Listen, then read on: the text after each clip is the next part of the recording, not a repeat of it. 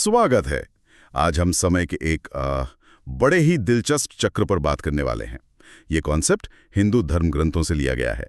हमारे पास हिंदू धर्म के 4 युग लेख के कुछ अंश हैं, तो सोचा इसी पर बात करते। जी बिल्कुल।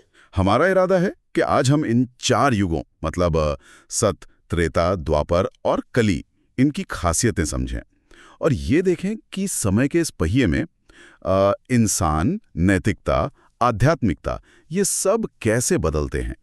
ये सोचना काफी दिलचस्प है ना, कि समय सीधा नहीं बल्कि एक गोले में घूमता है। चलिए आज इसकी पर थोड़ी गहरी चर्चा करते हैं।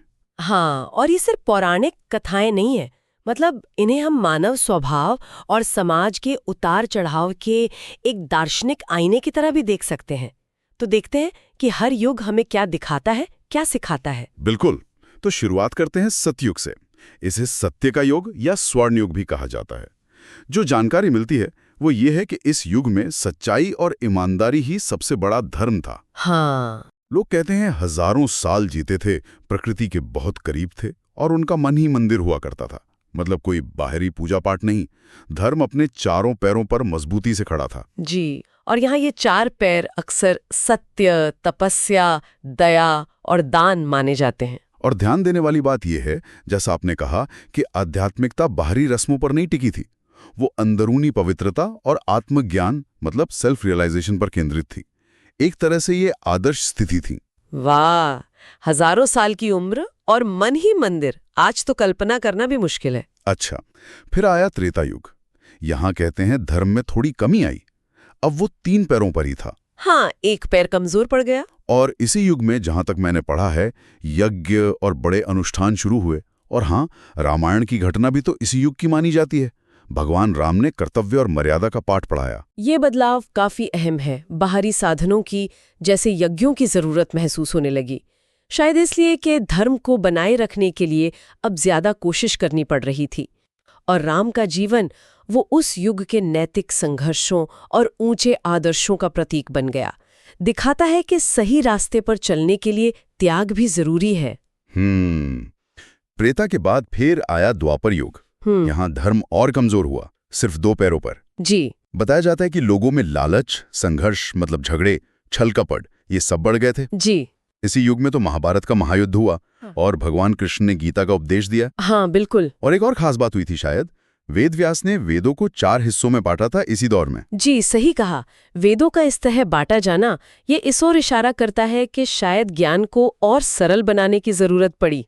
हो सकता है लोगों की समझने या याद रखने की क्षमता वो थोड़ी कम हो रही थी।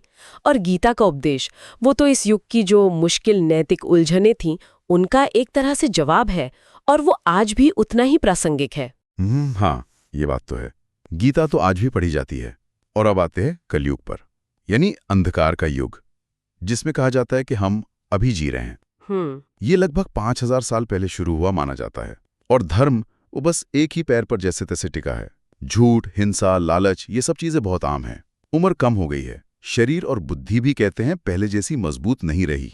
लेकिन यहाँ एक बहुत ही अनोखी, एक दिलचस्प बात भी है। हाँ। कि इसी मुश्किल दौर में थोड़े से अच्छे काम का भी फल बहुत बड़ा मिलता है। और ईश्वर तक पहुंचने के लिए भक्ति मार्ग मतलब ईश्वर के प्रति प्रेम और समर्पण का रास्ता वो सबसे आसान और असरदार बताया गया है। हाँ। तो इसका आज के लिए क्या मतलब निकालें? यही तो कलयुग का विरोधाभास है, एक तरह का पैराडॉक्स है। तो ये सबसे मुश्किल और चुनौतियों भरा दौर, लेकिन साथ ही ईश्वर से जुड़ने का सबसे सीधा रास्ता भक्ति वो इसी युग में सबसे आसानी से मिलता है।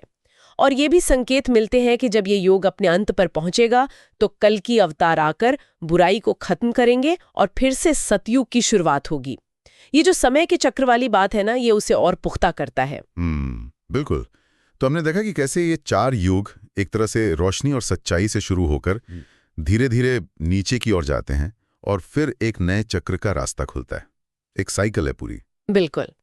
इन युगों का वर्णन हमें ये भी याद दिलाता है कि बाहरी हालात चाहे जैसे भी हों, कितने भी मुश्किल क्यों ना हो, इंसान का अपना प्रयास, उसकी अपनी नेकी, सच्चाई, करुणा वो हमेशा मायने रखती है, चाहे वो सतयुग हो या कलयुग। सही कहा। और जाते जाते एक सवाल छोड़ जाते हैं सबके सोचने के लिए। अगर कलयुग में छोटे छोटे अच्छे कामों का भी इतना बड़ा असर होता है, तो आज ऐसा कौन सा एक छोटा सा कदम उठाया जा सकता है जिसका असर शायद हमारी उम्मीद से भी ज्यादा दूर तक जाए? सोचने वाली बात है, जरूर सोचिए।